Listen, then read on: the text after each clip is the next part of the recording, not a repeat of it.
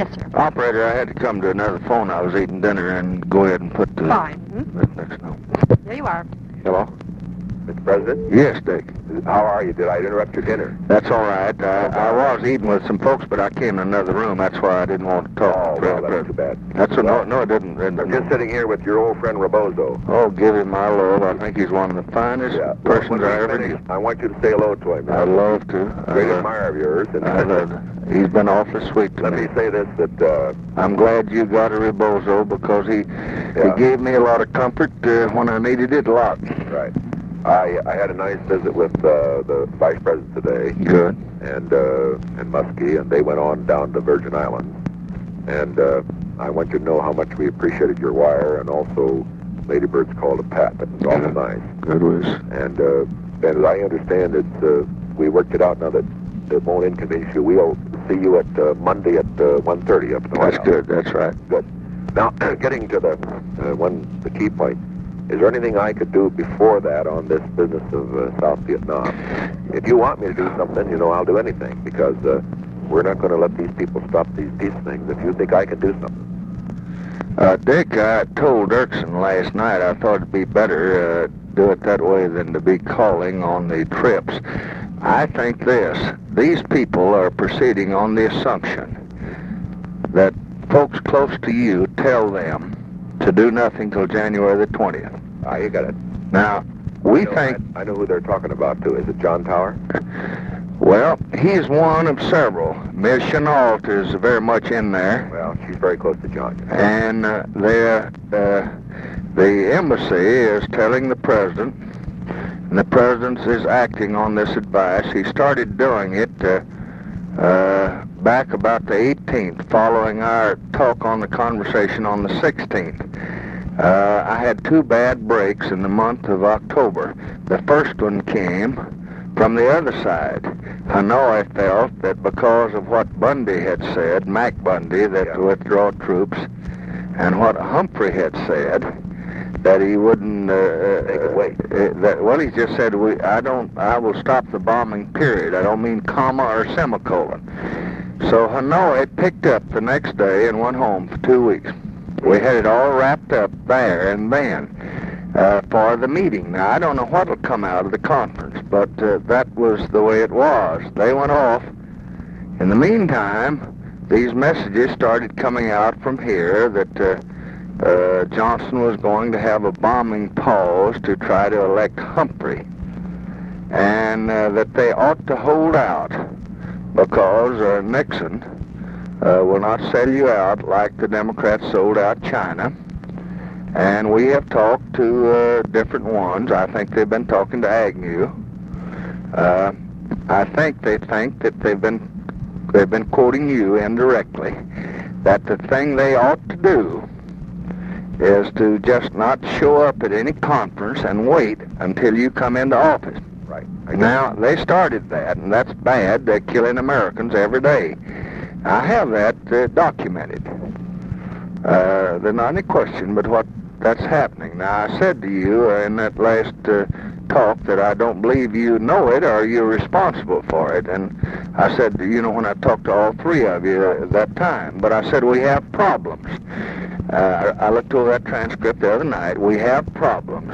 I think we can work them out. I believe Chew will ultimately come, but there are problems. Now, there are problems because these people are telling them that.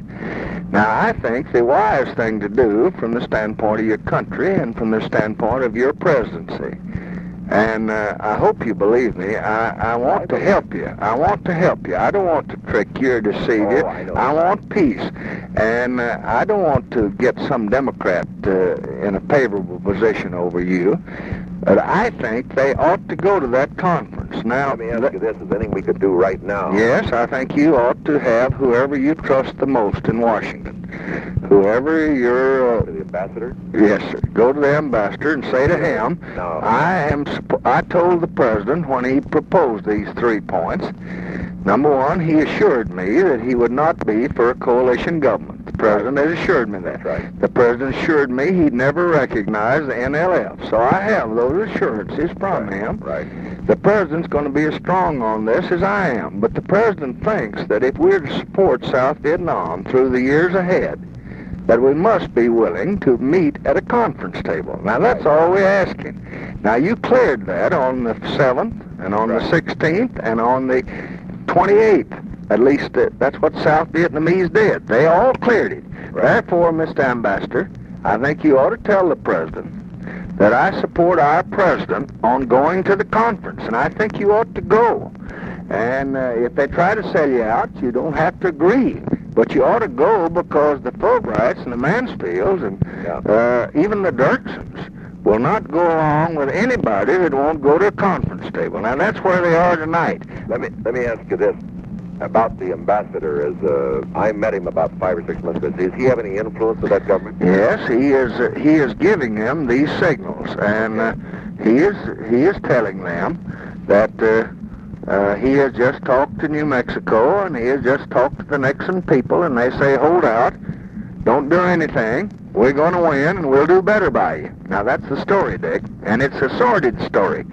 I told you that Sunday when I talked to you. You remember when I talked to Smathers and Dirksen? Right. Now, I don't want to say that to the country because that's not good. Right. But they are playing that game. I don't think you're playing it, and I'd get off that hook. I'd just say to them, you go to that conference, and you protect your country, and I'm going to support our President as long as he doesn't agree to a coalition government, as long as he doesn't agree to recognize the NLF, as long as he stands on the conditions he does, and we're united, and don't depend on me to give you a better deal. We'll do that. Now, let me ask you this. Who would be the best one to, who do you think the ambassador, who should I have talked to him? You got anybody in mind that... No, I don't know. Could Dirksen do it? Yeah, I don't know whether Dirksen has any contact or not. I trust Dirksen. I think Dirksen is he's not for any communist takeover, and at the same time he's intelligent. Also he's considered to be a. Why don't we? Let me try this out. Why don't I see if I can get Everett to go over to the ambassador and lay it on the line with him. That's what I say that he speaks for Nixon and Johnson. Let me say this, Mr. President. There's nothing that I want more than to get these people to that table. And, matter of fact, as I told you on the phone, and I said publicly, I'll even go out there if necessary to get them there. But I think that'd be a grandstand stunt. However, it would not be the best way. But if you think the ambassador has influence, I'll have Dirksen talk to the ambassador. Or I could do it myself, if you think that'll help. I think it would help. I'd just call him on the phone and say, I want you to know this. I don't want your people to get off key. I'm talking to the President every day. Right. And the President has assured me he's not going to do anything that we don't understand. And you tell your President that he better get his people to that conference and get them there quick. And what he does there is a matter for his judgment. But he oughtn't to refuse to go to a room and meet. Okay, we'll work on it. Okay, Dick. Now let me ask you this, one other thing. Tell me about Helm. What do you think of Helm? I think he's a career former UPI man I never heard of. I appointed an admiral when John McCone left because I wanted to be sure I didn't get a patsy or soft guy in there, and we had too many of them here. The admiral took it over, and this Helms was the deputy. I consider him... Let me ask your candid opinion. Would you continue him? Yes, I would. Yes, I would. If I were you, I'd continue him, and if I were taking over from you, I'd continue him. He's objective. He's a reporter. He was an old UPI man. He's fair. He's not an advocate. He's anti... I know. He's anti-communist. When I met him out at the ranch, I was very impressed by him, and I remember during his... You feel that way, do you? Yes, I never heard of him until I appointed him. He was a deputy to this admiral that I had, and he's extremely competent. He's succinct. He tells you as it is, and he's loyal. Let me ask you to do this as a person. Would you mind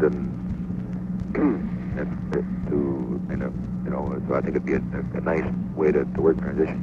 If you could tell him sometime before we meet on Monday that we've talked and that, well, I don't want to say it now, that we planning to continue him. Would you do that? Oh, yes, I'd be glad to. And that, because I think it's good that we have a good transition. Now, on this fellow, the ambassador, he speaks English pretty well. Yes. Well, we could talk to him. I don't think we ought to do it on the phone, though. Maybe I ought to, but I don't want him to come down. Maybe I could see him when I come up to Washington. That might be a better thing. And, no, I might get to him before that, though. Maybe Dirksen is the best one to... I would write out whatever I said, and what I would say Rusk said yesterday. Yeah. And Rusk is the best advisor you can have until you get a man you have that much confidence in. He'll play his fair with you, and I'll bet my life on it, as he will with me. He's a good man.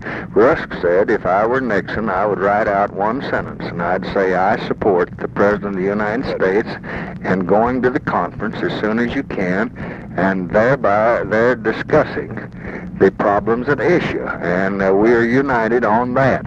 Now, the President has given me assurances that he's not for recognizing the NLF as an independent entity, and he's not for coalition government. And that's what you say you want too. So you go on and talk it over. And if you can settle it, I'll be the happiest man in the world. If you can't, when I come in, I'll assure you that the President will work with me in trying to settle it. Actually, if we can get him to talking before that, it'll be much better, though. It certainly will, because you won't... This 60 days is the best time to get the damn... You won't have 10 men in the Senate support South Vietnam when you come in if these folks refuse to go to the conference. Absolutely. Well, I'll get on it. As a matter of fact,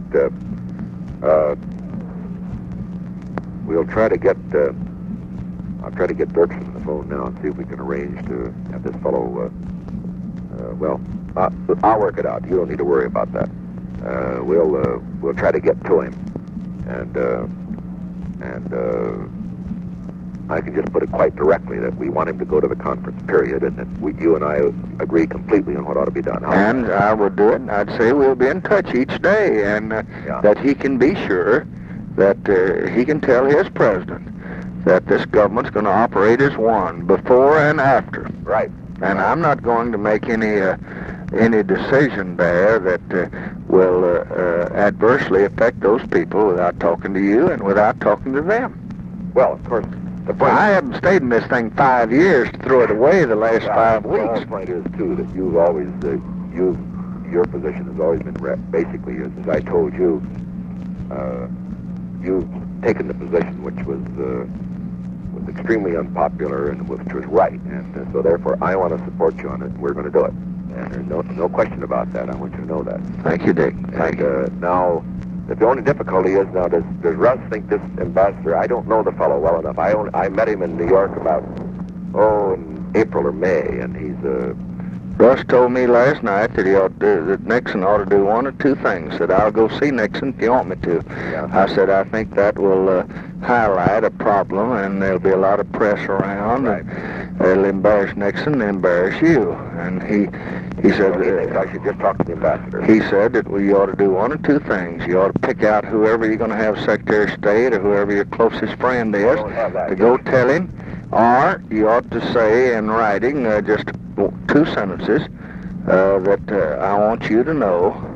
Pick up the phone and tell him, I want you to know that I believe your country ought to go to this conference. It's going to make it hard for all of us if you don't. Right. And the President talked to me about it before we had the conference, and he's going to talk to me about what happens at the conference, and you don't need to feel insecure. We're going to stay with you and be fair, and I can give you that assurance, and you ought to tell them that they're going to hurt themselves, though, if Fulbright and Mansfield. The country will not support... Mansfield's coming in to me tomorrow to say to them to go straight to hell and go on and negotiate a get out with Hanoi. That's what he's coming. He's the leader of the Senate. You can't do that because we got to... That way you'd leave all those boys out there alone. I sure can, or pull them out and leave them there alone. That's what I mean, yeah. But if this damn fool just sits back and says today, he says that he wants to go and head the United States delegation and tell us what to do, and under our Constitution, I couldn't do that. No, that's right.